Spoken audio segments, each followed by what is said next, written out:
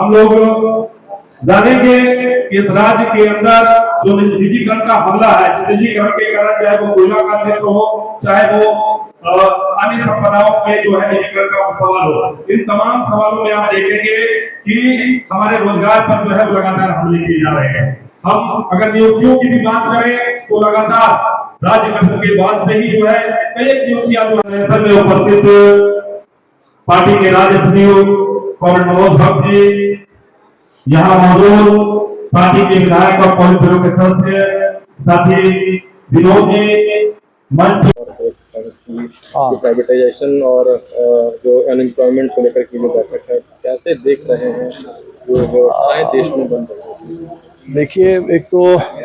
पूरे हमारे देश के बारे में कहा जाता है कि युवा देश है, युवाओं का देश है,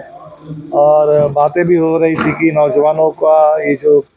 बड़ी संख्या है तो हिंदुस्तान को डेमोग्राफिक डिविडेंड मिलना चाहिए।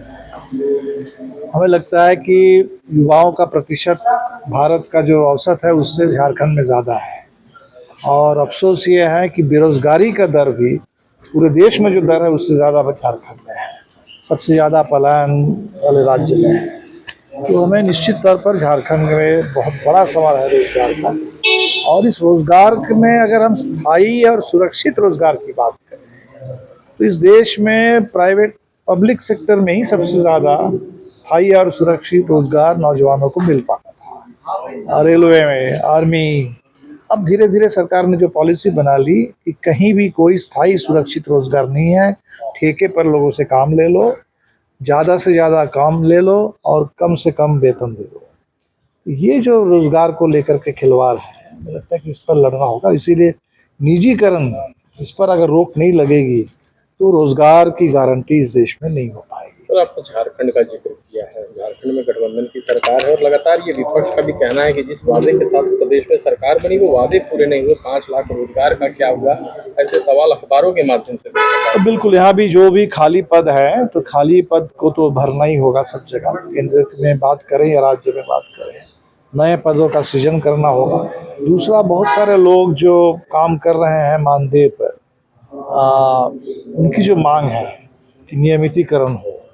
अब इसमें थोड़ा समय ज़रूर लगेगा, लेकिन हमें लगता है कि मानदेय पर जो काम हो रहा है, अनुबंध कर्मी जो है सबकी, उनका भी स्थायी करना होगा, नियमित रेगुलराइजेशन करना होगा, और इस दिशा में झारखंड में भी निश्चित तौर पर नहीं सर, आप चूंकि आप यहाँ सरकार में, आपको नहीं, हम सरकार में नहीं है, समर्थन बिल्कुल बिल्कुल समर्थन रहा है बिल्कुल। अभी ये जो 5 साल का समय भी मिला है, अभी समय को भी अगर आप देखेंगे, एक तो कोविड का दौर रहा है, दूसरा है कि केंद्र सरकार ने लगातार इस सरकार को अस्थिर करने की कोशिश की, और अभी आप देख ही रहे हैं, पहले जो मुख्यमंत्री थे आज उनको तोड़ करके भाजपा ने ले लिया। तो एक बड़ा सवाल है कि झारखंड सरकार को ठीक से काम भी नहीं करने दिया गया। नहीं सर, अब सवाल वहाँ नहीं है, सवाल ये है कि आप आए थे कि अनुबंध को खत्म करेंगे, लेकिन इस सरकार में तो अब थर्ड पार्टी का जो सिस्टम आया है, सरकार भी अनुबंध नहीं करती है, कोई थर्ड पार्टी करता है। किसी व्यक्ति के नाम पे हर महीने 17,000 18,000 रुपया लिया जाता है, उसको मिलता है 8,000, बाकी सब कंपनियां एजेंसियां खाती हैं। ये तो दुर्भाग्य। निश्चित तौर पर ये ठेकेदारी प्रथा का, आउटसोर्सिंग का, ये सब का अगर विस्तार होगा तो वो स्थायी और सुरक्षित रोजगार के रास्ते में एक रुकावट है, और हम लोग तो चाहते हैं कि सब स्थायी और सुरक्षित रोजगार की गारंटी हो। निश्चित तौर पर इस दिशा में हम लोग झारखंड में और पूरे देश के पैमाने पर लड़ते हैं। एक चीज देखा जा रहा है सर कि युवा जो है, युवा वो सभी पार्टियों के अभी केंद्र में है, सब चाह रहे हैं कि युवा हमारे साथ हैं, लेकिन युवाओं के लिए सोच कोई नहीं। यही तो सवाल है पूरे देश के लिए कि इस देश में नौजवानों का जो बुनियादी हक है, रोजगार का सवाल, शिक्षा का सवाल, तो उस पर आगे बढ़ना ही होगा। और हमें लगता है कि हमने इंडिया गठबंधन की ओर से लोकसभा चुनाव में भी इसको सबसे प्रमुख मुद्दा माना था, और हमें लगता है कि विधानसभा चुनाव के लिए भी, और निश्चित तौर पर जो प्रमुख मुद्दा है रोजगार का, उस दिशा में सरकार को काम करना। अरविंद केजरीवाल जी को बेल मिला, अंततः जाकर के बेल मिला। अभी भी सत्येंद्र जैन जी जेल में हैं। तो हमें लगता है कि जो राजनीतिक नेताओं को इस तरीके के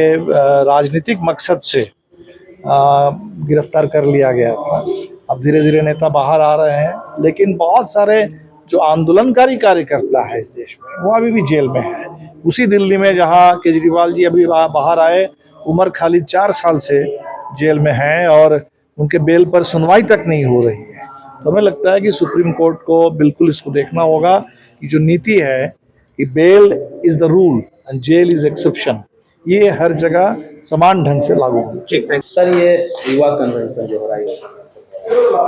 कितने प्रभावित करेंगे युवा आने वाले दिनों में जब मूल मसला तो लगातार ये है, सिर्फ सुनने लगे तो कन्वेंशन है, लेकिन आप ये देख रहे हैं कि इस राज्य में